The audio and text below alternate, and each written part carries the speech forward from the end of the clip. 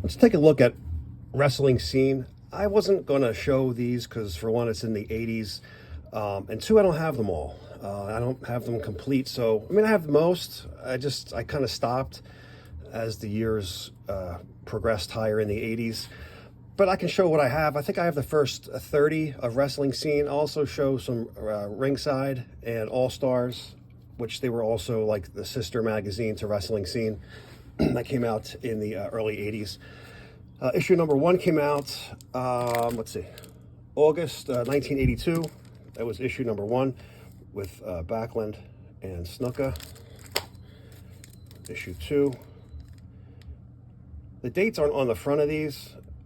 Some of them are, some of them aren't. The ones that do have the date, I'll say it, but sometimes the year is not on it. Sometimes it's just a month. Sometimes it's just the year. So I'll do my best to tell you what it is. This is October. It came out every other month, I believe. Yes, and this is December. Here's a nice glossed over match, Backlund and Flair, which I would have loved to have seen. There's no coverage of it that I am aware of, just some photos. It's just that I'm just showing this again because it was just a cool matchup that hit several magazine covers, and it was like never really talked about. This is signed by Rick and Bob, also Jimmy and Ivan Putski. The Japanese coverage of it was fantastic. This is the first and only time a commentator, Gordon Soley, or any commentator, made it to the cover of a magazine. To this day, I still believe it hasn't happened. So kudos to the greatest announcer of all time, Gordon Soley, in my opinion. Actually, you know, I hate to say it, but I hate Vince McMahon with a passion. But hearing his voice and as an announcer in the early 80s and the 70s on the MSG network, and that's nostalgic to me. So I love hearing McMahon call matches too. I thought he was great. As much as I hate the guy, I loved him as an announcer. But of course, you know, Gordon Soley was without a doubt, you know, the Cadillac of announcers, broadcasters.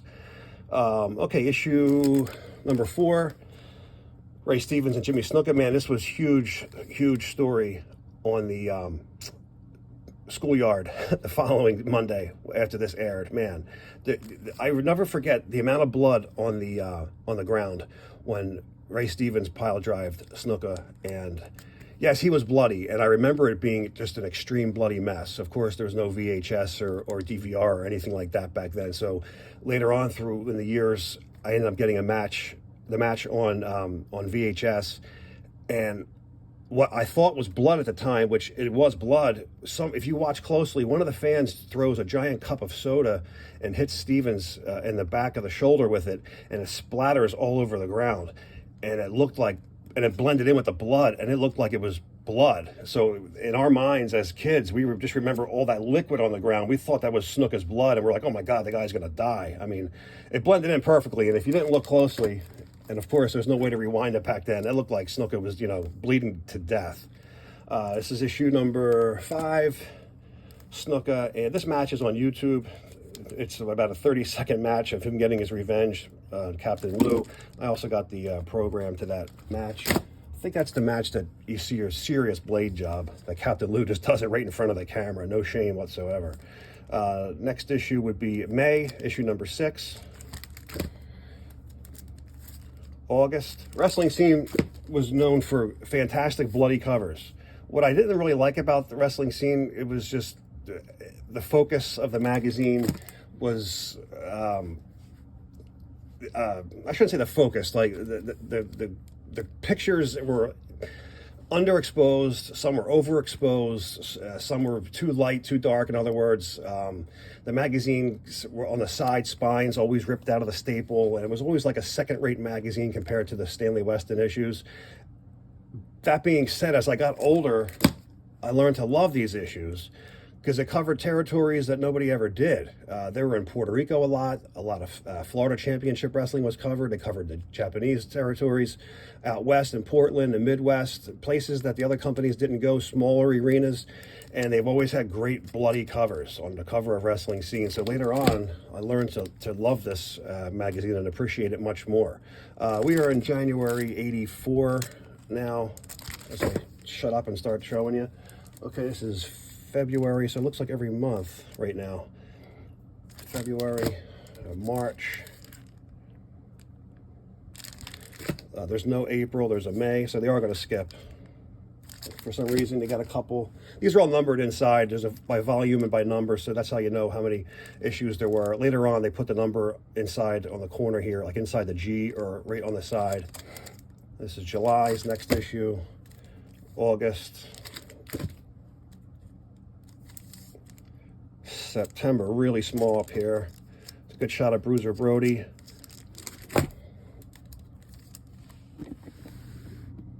This is November. And another good shot of Bruiser Brody and Carlos Colon, one of the shots from down in Puerto Rico, I'm quite sure.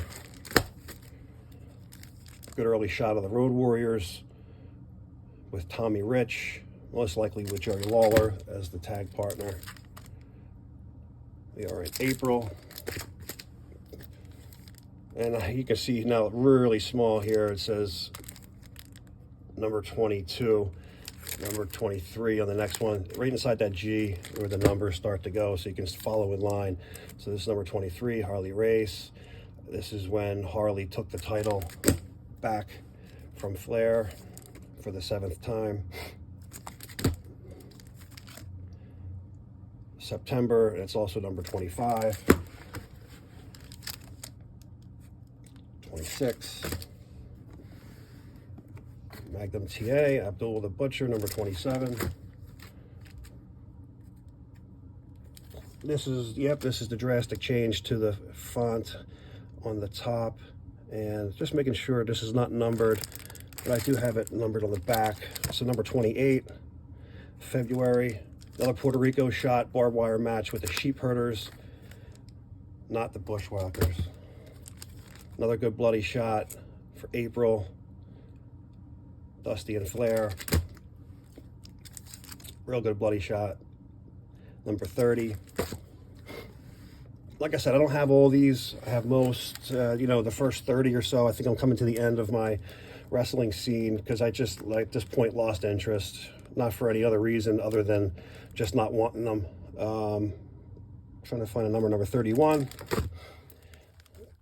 This is, I don't have them all. So from that point on, that's complete from 1 to 31.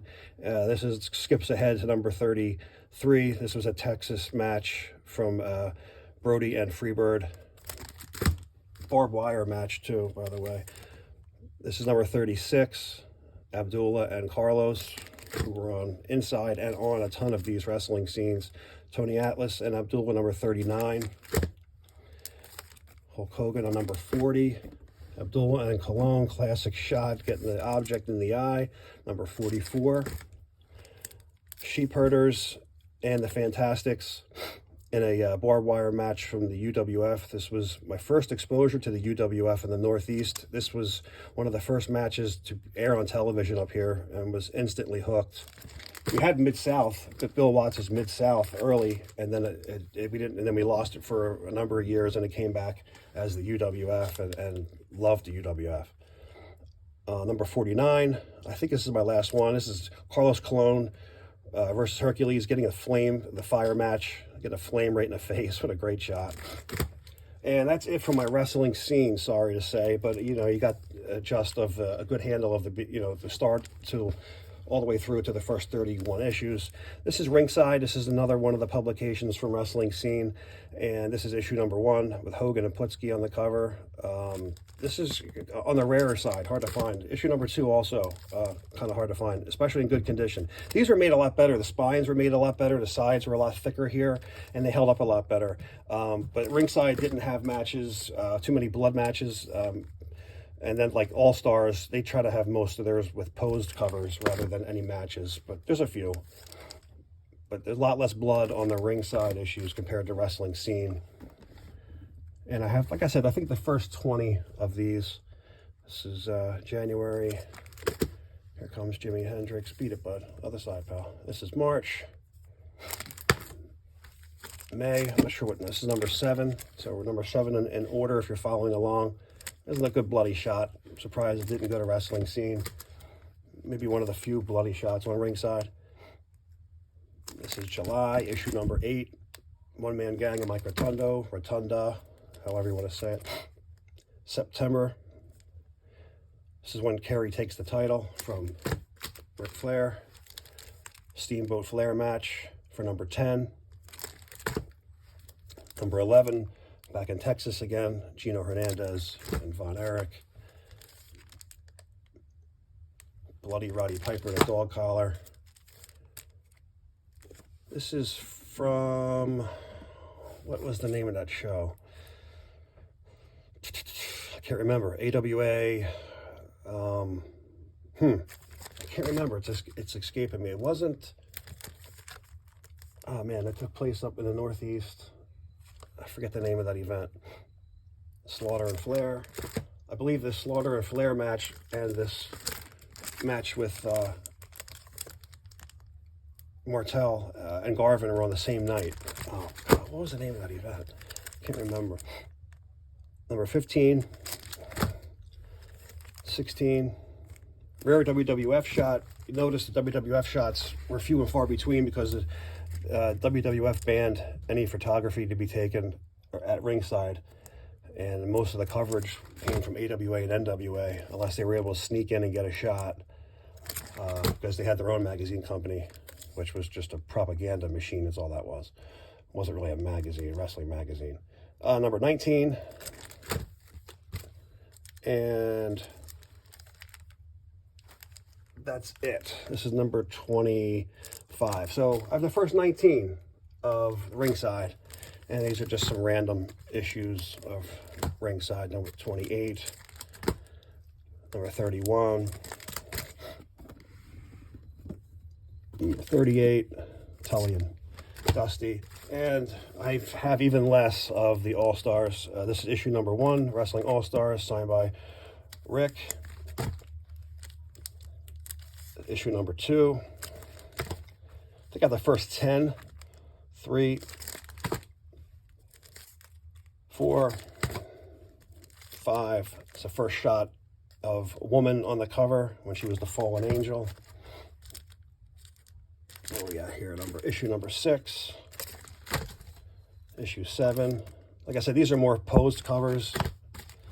Number 8. This has got a great shot of woman and Kevin Sullivan when she's getting ready to bite the head off of a snake, and she's in her bikini. Any woman fans out there, there's a great trifold poster here of that. Number 9. Always like this cover. Always like those tag belts. They're always good looking. And number 10, Dusty wins the NWA title. Fantastics. And that's it. It goes to number 46. So like I said, I don't have all these. That's the end of it. This issue is number 26. So there it is. I got a request for some wrestling scene. Sorry, I don't have them all. I got, like I said, the first 30 or so, and that's probably where I'm ever going to stop. I'm not really going to collect that magazine. Like I said, it lost its appeal to me as the years got older, but there they are.